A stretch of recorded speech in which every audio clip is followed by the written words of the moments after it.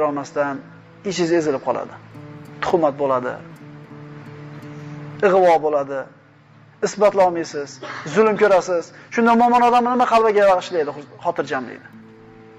Oxirat bor-ku deysiz. Chunki hech kim yo'q sizga talabingizni oladigan.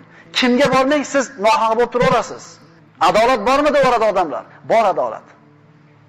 Lekin adolatni faqat dunyoda bo'lishini kutayotgan odam adashadi. Alloh taolo aytayapti: "Ey Muhammad, siz hargiz Alloh zolim kimsalarni qilayotgan amallardan g'ofil deb o'ylamang. Qanday qilib bir fojir, bir fosiq yoki bir kofir peshonasini yerga qo'yib subhana robbiyal a'lo deyotgan yaxshi ko'rgan bandasini haqqini olib kelsa, Alloh taolo tashab qo'yadi deysizmi? Hayvonda haq qolmaydi-yu qiyomat kunida. Qanday qilib mo'minda haq qolsin, birodar? Innama yu'akhiruhum liyawmin tashkhasu fihi al-absar muhti'ina muqni'i ru'usihim la yartaddu ila